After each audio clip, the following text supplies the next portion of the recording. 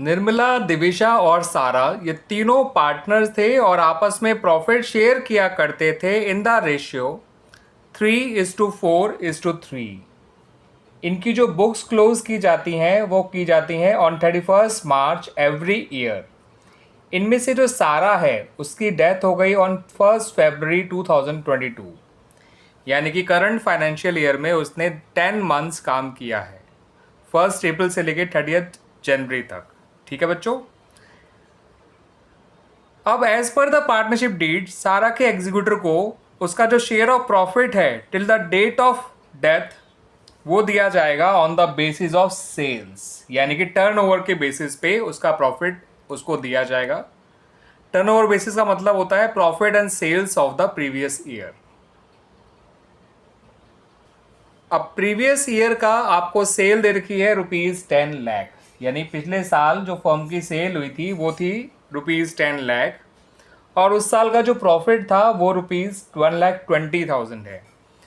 बच्चों ये लोग कहते जरूर हैं on the basis of sale, लेकिन सिर्फ सेल नहीं, आपको profit and sales of previous year दोनों चाहिए होते हैं, जैसा कि यहाँ दे भी रखे हैं।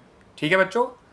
अब यहाँ पर एक बात और बताइए कि सेल जो है वो एक पॉजिटिव ट्रेंड शो कर रही है 20% का, यानी कि सेल जो है वो हर साल 20% बढ़ जाती है। तो करंट फाइनेंशियल ईयर में भी सेल अब 20% बढ़ गई होगी उसी हिसाब से।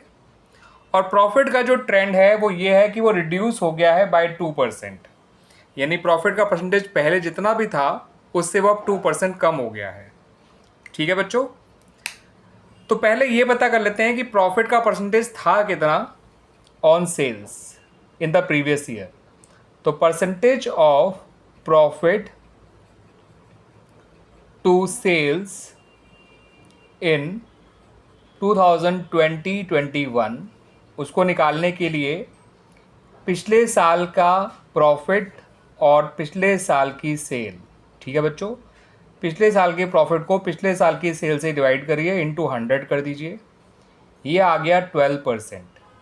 यानी लास्ट ईयर प्रॉफिट जो था वो सेल का 10% था। ठीक है बच्चों।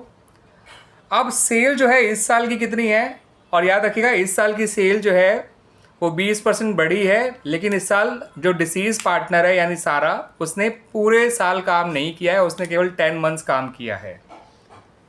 तो बच्चों सेल्स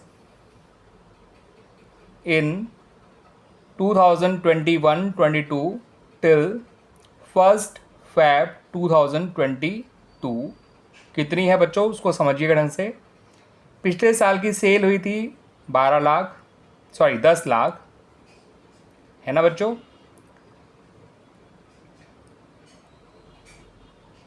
उसमें 20% और ऐड करिए 10 लाख का। ठीक है, पॉजिटिव ट्रेंड है 20% का। तो पिछले साल की सेल 10 लाख, उसमें 20% ऐड कर दीजिए, यानी कि 2 लाख ऐड कर दीजिए, इंटू 10/12 कर दीजिएगा। क्योंकि अगर आप सिर्फ इतना करेंगे तो पूरे साल की सेल निकल आएगी इस साल की, मगर हमें इस साल की पूरी सेल नहीं चाहिए, हमें सिर्फ 10 महीने की सेल चाहिए, दैट्स वाई। तो ये आ जाएगा बच्चों 12 लाख, 10 लाख, और ये आ जाएगा 2 लाख, तो हो गया 12 लाख। 12 लाख का 10/12 निकाल लीजिए। तो इस साल इन 10 महीने की सेल है ₹10 लाख। पिछले साल पूरे 12 महीने की सेल 10 लाख थी, इस साल सिर्फ 10 महीने की सेल 10 लाख निकल कर आई है 20% के इंक्रीमेंट की वजह से। अब परसेंटेज ऑफ प्रॉफिट जो इस साल रहेगा वो 12 नहीं रहेगा बच्चों, वो हो जाएगा 10%, क्योंकि 12% था, 2% का नेगेटिव ट्रेंड है।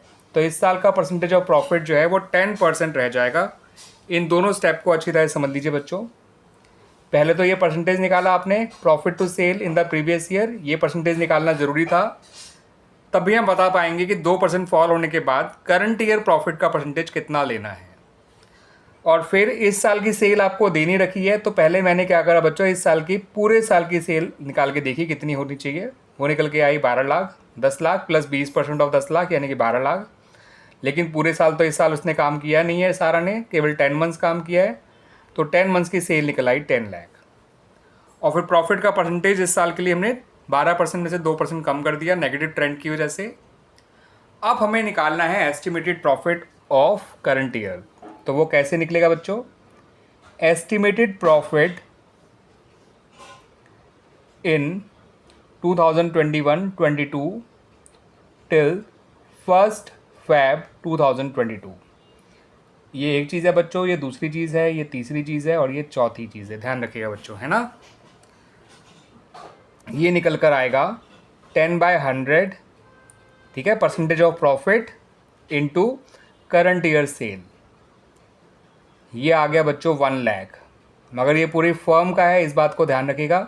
हमें चाहिए सारा के हिस्से का प्रॉफिट। ये 1 लाख जो एस्टिमेटेड प्रॉफिट आया है करंट ईयर का, वो केवल जो है 10 मंथ्स का ही है, मगर पूरी फर्म का है। हमें चाहिए सारा के हिस्से का प्रॉफिट। तो सारा के हिस्से का प्रॉफिट बच्चों ऐसे निकलेगा, Sara's profit is equal to 1 lakh into Sara का profit share. 1 lakh into Sara का प्रॉफिट शेयर। सारा का प्रॉफिट शेयर है इस क्वेश्चन में 3/10।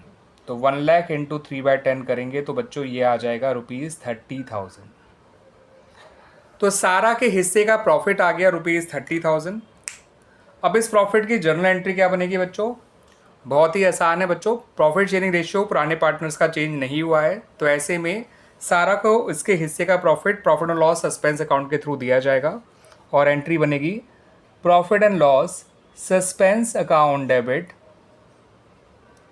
To Sara's capital account. आप पूरा लिख लीजिएगा बच्चों। अमाउंट आएगा 30,000। क्लियर हो गया बच्चों? तो इन स्टेप्स को ध्यान रखिए जो मैंने परफॉर्म करे हैं। ये काफ़ी इंपॉर्टेंट क्वेश्चन है बच्चों।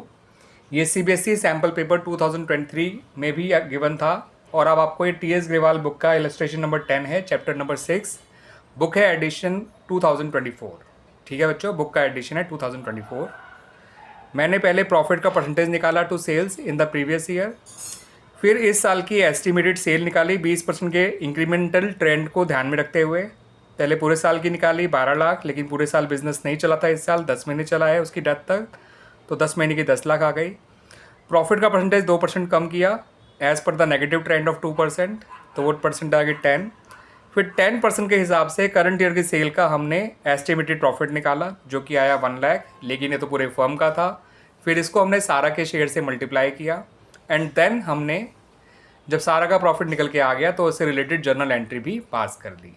ठीक है बच्चों, it's a very very good question.